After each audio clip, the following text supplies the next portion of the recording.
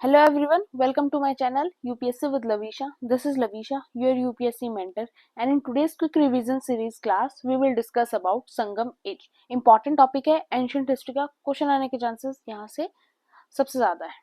Let's start.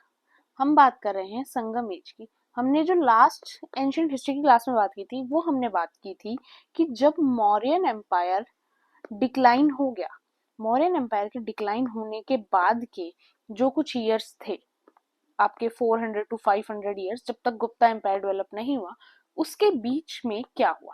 उसके अंदर हमने लास्ट क्लास के अंदर नॉर्थ के साइड इंडिया के अंदर जो भी एम्पायर डेवलप हुए वो देख लिए थे. साथ में हमने डेक्कन की साइड जो सातवाहन का रूल था वो भी देख लिया था. उसके बाद इक्ष्वाकु डायनेस्टीज ने उनको रिप्लेस किया था. आज हम बात करेंगे उस सेम टाइम पीरियड के अंदर साउथ के अंदर क्या हो रहा था. साउथ की जो हिस्ट्री स्टार्ट होती है वो आपकी स्टार्ट होती है संगम एज से. संगम एज मोस्टली हम टाइम पीरियड कौन सा मानते हैं, 3rd century BC to 3rd century AD तक का टाइम पीरियड हम इसके अंदर काउंट करते हैं. इस टाइम पीरियड के अंदर साउथ के अंदर आपके 3 एम्पायर्स थे, चोलास, चेरास और थर्ड था आपका पांड्यास. और इन तीनों के बारे में हमें कहां से पता चलता है, इन तीनों ही एम्पायर के बारे में हमें पता चलता है संगम लिटरेचर से. संगम लिटरेचर जिसके अंदर बहुत सारी पोएम्स, तमिल टेक्स्ट का कंपाइलेशन है, उसको हम कहते हैं संगम एज. अब आपको इस टॉपिक में से इंपॉर्टेंट कुछ बुक्स के नाम याद रखने हैं और कुछ इंपॉर्टेंट टर्मिनोलॉजीज को याद रखना है. तो अब हम अपनी स्टार्ट करते हैं. संगम एज क्या है, हिस्टोरिकल बिगिनिंग है किसकी, साउदर्न इंडिया की हिस्ट्री की. टाइमलाइन वही आपकी 3rd century to 3rd century हो गया. अब मीनिंग क्या है संगम का, संगम का मीनिंग होता है अकेडमी ऑफ तमिल पोएट्स. और आप कह सकते हो कि तमिल लिटरेचर की स्टार्टिंग भी यहीं से हुई थी. संगम जो असेंबलीज थी उनको ऑर्गेनाइज करवाया जाता था, और उनको ऑर्गेनाइज करवाने के बाद क्या होता था, वहां पर होती थी टेक्स्ट की कंपाइलेशन होती थी. एक इंपॉर्टेंट चीज यहाँ पर याद रखने वाली ये है कि जो संगम असेंबलीज थी उनको ऑर्गेनाइज करवाना और उनको पेट्रोनेज देना, वो सब किसने किया, पांड्या किंग्स ने उनको पेट्रोनेज दी. और उन पांड्या की कैपिटल क्या थी, मदुरई. तो जितनी भी चीजें हुई वो मेनली मदुरई के अंदर ही संगम लिटरेचर से रिलेटेड कंपाइल की गई. अब ऐसे कर 3 संगम असेंबलीज को ऑर्गेनाइज करवाया गया. पहली संगम असेंबली हुई मदुरई के अंदर, जिसके अंदर कोई भी लिटरेरी वर्क नहीं हुआ और सिर्फ आपका ओरल डिस्कशन हुआ. सेकेंड संगम ऑर्गेनाइज हुई कपाडापुरम के अंदर, जिसके अंदर आपका सिर्फ एक लिटरेरी वर्क कंपाइल किया गया जिसको हम कहते हैं टोलका पीएम. ये आपको याद रखना है. थर्ड संगम सबसे इंपॉर्टेंट मानी जाती है, जो दोबारा से मदुरई के अंदर ऑर्गेनाइज करवाई गई, जिसके अंदर बहुत ज्यादा लिटरेरी वर्क्स को कंपाइल किया गया, जो आज तक हमारे पास एज ए एविडेंस के रूप में अवेलेबल है. अब बात करते हैं संगम लिटरेचर की. कंपाइल कब हुआ संगम लिटरेचर, 300 to 600 AD के अराउंड. संगम लिटरेचर को हम 2 पार्ट्स में डिवाइड करते हैं. आपका एक पार्ट है नरेटिव और आपका दूसरा पार्ट है डिटेक्ट. अब उसके आगे भी हम इन चीजों को देखें. नरेटिव पार्ट को हम क्या कहते हैं, नरेटिव पार्ट को हम कहते हैं मेल का नाकू. ये हम नरेटिव पार्ट को कहते हैं, आपको याद रखना है. डिटेक्टिव पार्ट को हम क्या कहते हैं, कील का नाकू. अब डिटेक्टिव पार्ट के अंदर आपके 18 माइनर वर्क्स हैं, वही मेल का नाकू के अंदर आपके 18 मेजर वर्क्स हैं. ये चीजें काफी टिपिकल हैं थोड़ी सी याद रखने में, इसलिए ये वाली जो पीडीएफ है ये मैं आपको टेलीग्राम चैनल के ऊपर शेयर कर दूंगी, लिंक उसका आपको डिस्क्रिप्शन में मिलेगा, वहां से भी आप चेक कर सकते हो. अब इंपॉर्टेंट चीजें जो संगम लिटरेचर के अंदर इंक्लूड है, जो हमें याद रखनी है.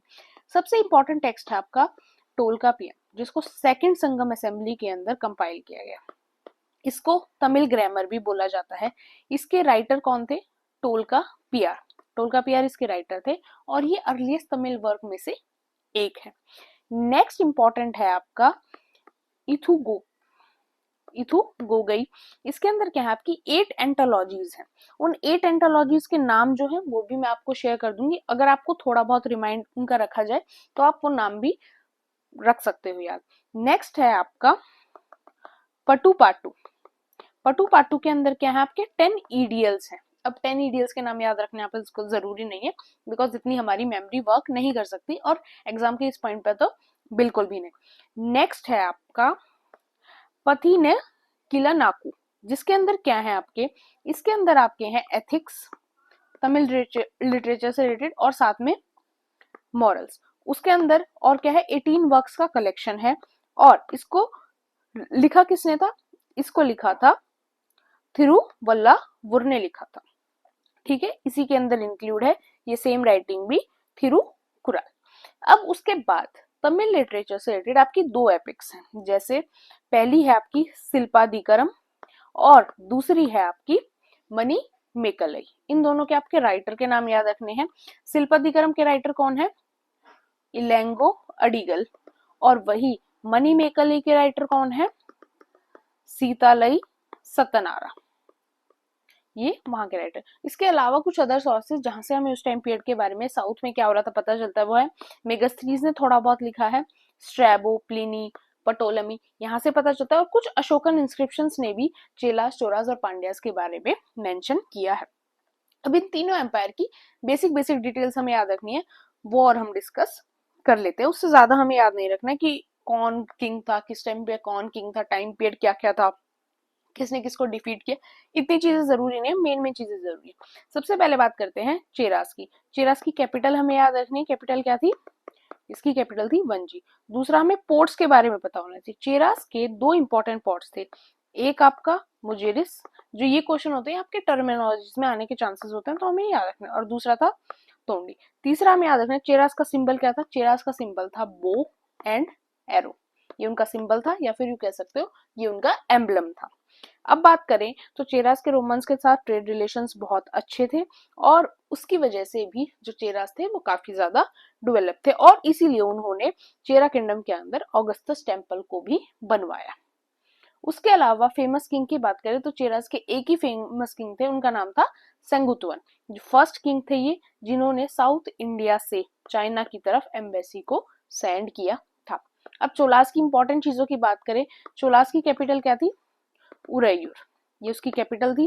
पोर्ट सिटीज क्या थी, पोम्पुहार, अरिकामेडु और कावेरी पंपट्टिनम, और सिंबल क्या था या फिर एम्बलम क्या था, टाइगर। आपको ये तीनों चीजें याद रखनी है। उसके अलावा फेमस किंग कौन थे, कराईकाल, जो चोला किंगडम के सबसे फेमस किंग थे। और उसके अलावा इनके बारे में क्या जानना है कि एक और किंग थे पटन्नापलई, जिसके अंदर इनकी लाइफ और कंक्वेस्ट के बारे में लिखा हुआ है, जो हमने पीछे भी देखा था इसी टेक्स्ट के अंदर, ये टेक्स्ट हमने यहाँ भी डिस्कस किया था।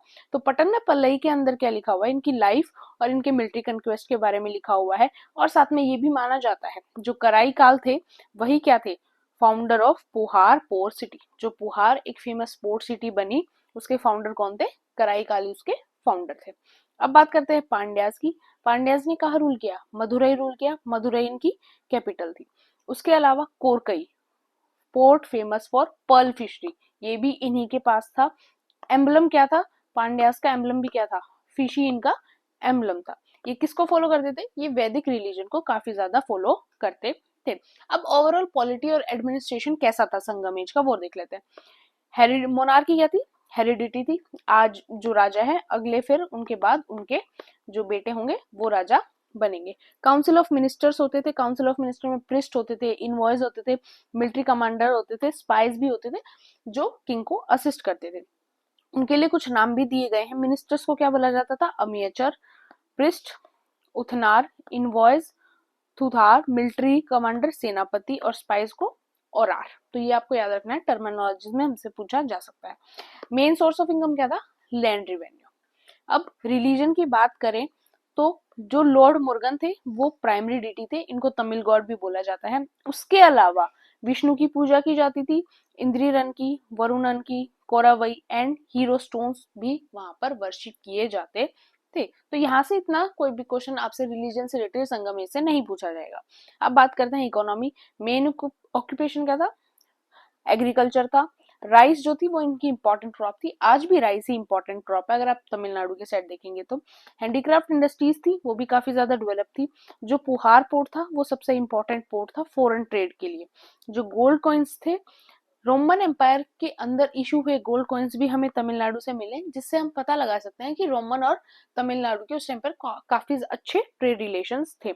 इम्पोर्ट के मेन क्या है, आइटम्स थे जो हम इंपोर्ट करते थे। हॉर्स इंपोर्ट करते थे, गोल्ड इंपोर्ट करते थे और स्वीट वाइन को भी हम इंपोर्ट किया करते थे। इससे ज्यादा आपको संगम एज के बारे में कोई भी डिटेल जो है वो आपसे एग्जाम में नहीं पूछी जाएगी। होप आपको वीडियो अच्छी लगी हो। फिर भी डाउट हो, प्रॉब्लम हो, do mention in the comment section and don't forget to subscribe my channel, like and share my video.